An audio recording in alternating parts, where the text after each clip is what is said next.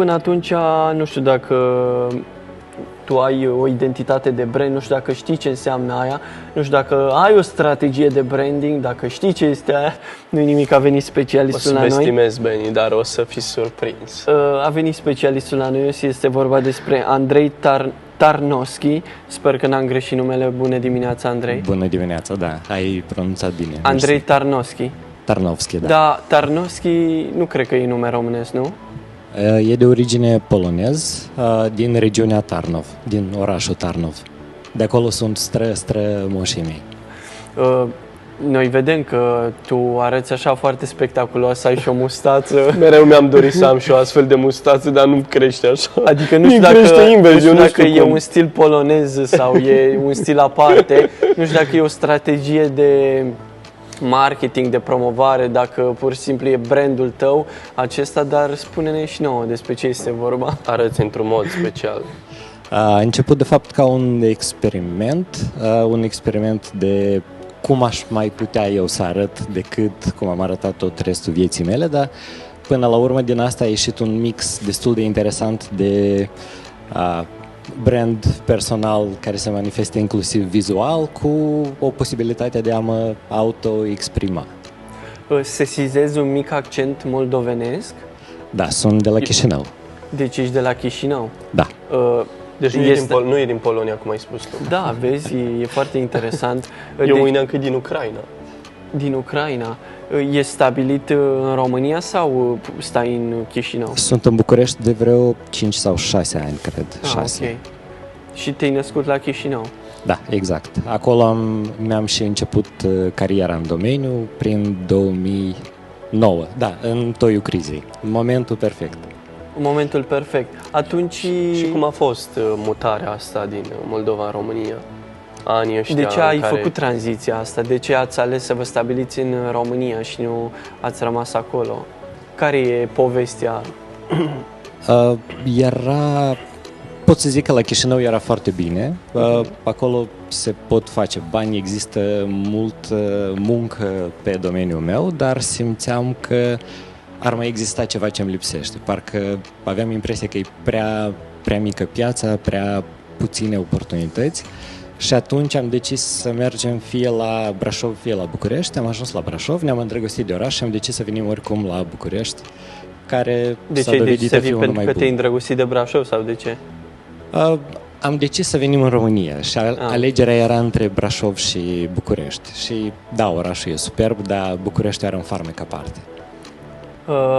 Care este farmecul? Pentru că, uite, eu sunt din Brașov deloc.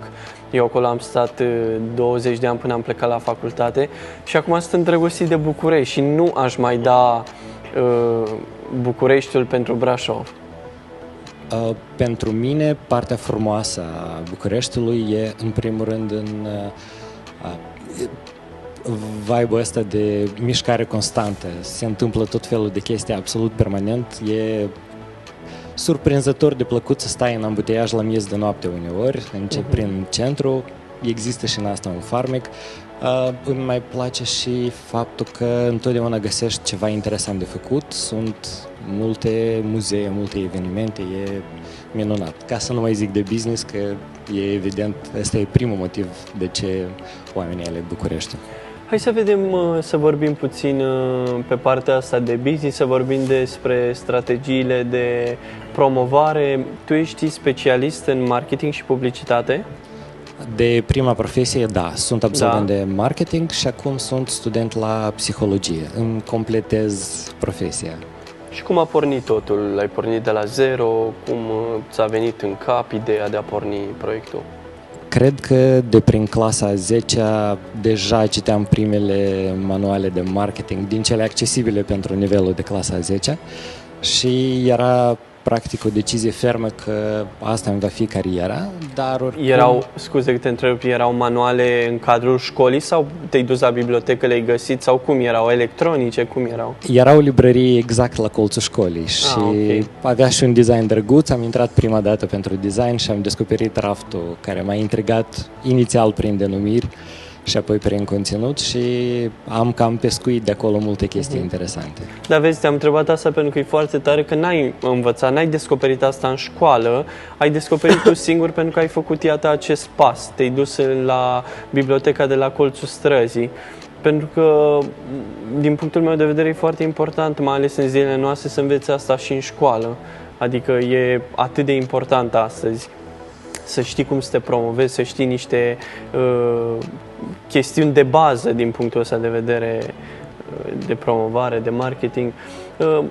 Ok, deci la colțul străzii ai descoperit asta și ce a urmat?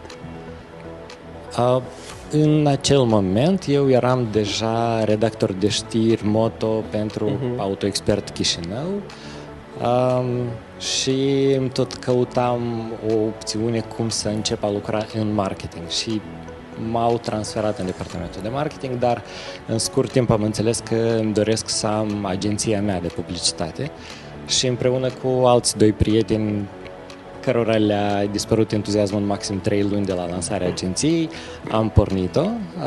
Am fost o perioadă unic fondator și împreună cu echipa mea făceam în mare parte identități vizuale. Ca într-un anumit moment să mă întrebe soția mea, care acum e partenerul meu de business și responsabilă de strategie, Head of Strategy, să-mi zică că fii atent că oamenii vin la tine nu atât pentru identitățile vizuale pe care le face echipa, cât pentru consultanța care vine la pachet. Și atunci am decis că ar fi cazul totuși să facem strategia de brand ca produs separat, care ulterior a devenit produsul de bază, acum făcând destul de puțină identitate de brand și focusul fiind cel mai mult pe strategie. Dar care e diferența? Oricum, noi nu prea înțelegem termenii ăștia tehnici și probabil nici telespectatorii care nu sunt din domeniu. De asta vreau să ne explici puțin care e diferența dintre, ai spus, strategia de branding și identitatea de brand. Din păcate, e un lucru pe care nici unii din domeniu nu-l înțeleg pe deplin. Diferența ar fi cam așa. E clar, bine, deci nu trebuie să mă sperii, nu? Da, deloc. Ok. Multă lume le confundă, e adevărat. O identitate de brand e practic manifestarea vizuală a unei mărci, în timp ce strategia de brand presupune felul cum tu îi construiești sensul, cultura, semnificația, povestea acestui brand, care ulterior se manifestă prin principii de lucru în interiorul companiei, principii de interacțiune cu lumea exterioară companiei, prin exprimarea verbală a companiei, prin ce activități au, cum și le construiesc și tot așa mai departe. Practic, o strategie de brand îți asigură, pe de o parte, înțelegerea a cine ești ca marcă, ce poți face cu asta. Practic, e o hartă pe care ai puse punctele cheie relevante pentru companie, pentru existența ei și pentru dezvoltarea ei și ulterior prin tactici, prin diferite instrumente poți să unești punctele respective în funcție de necesitate. Eu cred că cele două sunt codependente, adică nu prea merg una fără alta. Absolut de acord. Identitatea vizuală, identitatea verbală reies din strategie de brand. Adică, practic, am avea o strategie de brand, o platformă de brand, care dictează cum vor evolua cele două, cum se integrează între ele și cum se translează ulterior către piață, către consumator. Practic, e instrumentul care stă la baza bazelor pentru tot restul de activități de comunicare și dezvoltare. O să continuăm subiectul acesta, nu înainte de a te întreba de ce ai ales cumva să te detașezi de tot ce înseamnă branding, tot ce înseamnă promovare și așa mai departe și iată ai ales să studiezi psihologia ca o completare, ai spus tu mai devreme, la profesia ta sau ce faci tu. În ce sens completare? La ce te ajută asta? Să înțelegi probabil mentalitatea omului și cum funcționează el? Inclusiv și asta, pentru că, de fapt, psihologia e peste tot și e în toate și... S-a zis eu că și noi suntem psihologi. Sunteți. Ok. Și psihologia mă ajută să-mi definesc, să-mi structurez cunoștințele pe care le-am acumulat anterior intuitiv și le aplicam intuitiv, iar acum se transformă într-o metodă, în niște instrumente foarte precise, bine definite. foarte exacte. Da. Ce tare, foarte tare. Chiar o să avem astăzi, Beni, psihologul invitat, imediat după pauză. Deci, uite, ce bine se leagă. M-am gândit la tine. Dar hai să vedem în mod concret, în termeni nu atât de complicați, probabil în termeni pe care și telespectatorii noștri se înțeleagă. Asta nu înseamnă că îi subevaluăm sau așa, dar știi că fiind din domeniu, probabil de multe ori un limbaj prea tehnic poate să te încurce, să te bage mai mult în ceață, dacă nu studiezi foarte bine situația. De asta aș vrea să te întreb dacă, de exemplu, avem un brand, de exemplu, am un produs și vreau să îl promovez sau vreau să îl vând și vreau să fac o afacere din asta. Ce ar trebui să știu ca principii de bază, nu știu, în toată strategia asta de promovare, de brand personal sau poate vreau să devin eu un brand personal, pur și simplu eu ca persoană. Vorbești prea mult, Beni. Uite, spuneai tu mai devreme că ești și un brand personal, ceea ce ești tu, ceea ce însemni tu acum. Cum fac asta în mod clar? Primul lucru important aici, cred că ar fi să înțelegem că în procesul de creare, dar și în procesul de implementare, nu există vreo diferență majoră între un brand de produs, de serviciu, de companie sau un brand personal.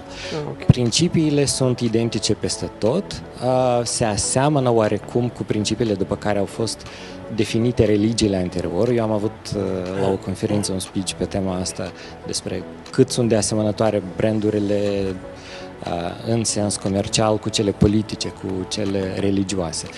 În ce privește cum să-l faci, e important să înțelegi că scopul primar, scopul de bază al oricărui produs sau oricărei companii e să înțeleagă care este nucleul emoțional, care este necesitatea emoțională cea mai importantă a consumatorului lui și să găsească cheița.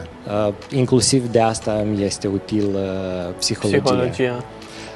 Și atunci ăsta ar fi primul pas, să găsești insight-ul ăla, să găsești acea idee care îl face pe consumatorul tău să zică cum a știut marca asta, să descopere chestia asta care până și pentru mine e o revelație despre propria persoană. Un alt lucru important e că întotdeauna brandurile care sunt sustenabile, care sunt durabile, sunt bazate pe un adevăr.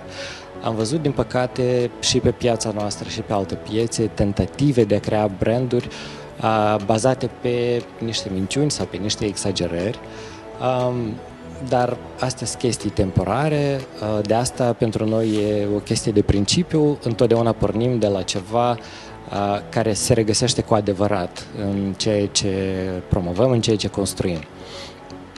Și, desigur, e important să ieși cumva în evidență, sau nu neapărat să ieși în evidență, cât să poți fi deosebit de concurența ta. Iar pentru asta ai două opțiuni, fie să fii distinct, cum ar fi, de exemplu, în cazul meu, mustața, e doar ceva diferit de alții. Sau să te diferențiezi și atunci asta e o schimbare de esență. Asta înseamnă că tu, prin întregul tău fel de a fi, prin întreaga ta ființă, trebuie să fii diferit de concurență. Adică, practic, avem 3 ingrediente. Nucleul companiei, nucleul emoțional, nucleul necesității emoționale a consumatorului și felul cum tu exploatezi astea două chestii ca să devii observat pentru consumator. Ce tare, e o întreagă filozofie în asta, adică dacă stai să te gândești, sunt niște principii de care chiar trebuie să ții cont, adică sunt atât de bine definite. Deci dacă nu ești bine filozof, nu poți să ajungi ceea ce a ajuns Nu știu, psiholog mai degrabă decât... el. Soția mea e filozof și de asta ne El ies așa de clar bine faceți o echipă strategiile. incredibilă. Da, într-adevăr. Dar tu ai terminat psihologia, nu? Încă sunt student, dar ok. la Și câte literatură am citit, Vrei e să suficient. te axezi după doar pe partea asta de psihologie, să devii un psiholog foarte renumit sau... Nu, un bin? rămân în branding. Ok. E mai degrabă un soi de susținere pentru cunoștințele pe Ok. care le am. Vedem că tu vorbești și la niște conferințe. Ce vorbeai acolo? Ce le spuneai? E exact ceea ce menționasem mai devreme. Încercam să arăt publicului că principiile după care sunt create și funcționează, toate tipurile de branduri sunt identice. Adică atât un brand politic am arătat pe exemplu catolicismului, comunismului și McDonald's-ului că toate au exact aceleași componente, toate funcționează după aceleași metode, sunt practic identice în felul în care se manifestă. Andrei Tarnovski, acum știm ce să facem, să ne promovăm, știm principiile de bază când vorbim despre brandingul personal. Îmi mulțumim mult că ai venit în dimineața asta la noi. Beni, nu știi că avem Beni acolo o surpriză în bolul ăla? Ah, da, uite, da, trebuie să mă obișnuiesc cu asta. Noi avem Da, Andrei, acolo să un știi bol. că avem acolo Să câte o extragi o întrebare, pentru te fiecare rugăm. invitat. Dacă poți să... Dacă vrei să ne citești întrebarea și să ne răspunzi la ea, dacă vrei, desigur că poate nu dorești să răspunzi la întrebare. Dacă ai avea $1.000.000, cum i-ai cheltui? Cum e cheltuit? E întrebarea pe care mi-am pus-o acum recent, nu știu, o lună, Că două tot vorbeam, luni. scuze, că tot vorbeam de business, de așa, hai să vedem. Ai nevoie de $1.000.000. Spune ce-i face ca știm dacă ți dăm. Puteți să-mi dați, eu găsesc ce să fac. Totuși am o soție strateg, așa că găsim noi o soluție. N-aș putea să dau un răspuns exact, pentru că întotdeauna, în momentul în care se întâmplă lucrurile, ele se întâmplă diferit de felul cum ți le planifici. Dar impresia mea e că probabil aș încerca să mai construiesc încă un business care să fie o completare a ceea ce facem acum, a strategiilor de brand. Foarte tare. Mulțumim pentru prezență, Andrei, și Te mult rog succes. să nu ne iei milionul cu tine, ok? Mulțumesc pentru invitație, milionul vi-l dau înapoi. Da, mulțumim. Mult succes. Iată, dacă telespectatorii doresc să te caute, probabil te găsesc pe social media. Da, site-ul e tarnovski.com și acolo sunt toate datele mele de contact. Mulțumim.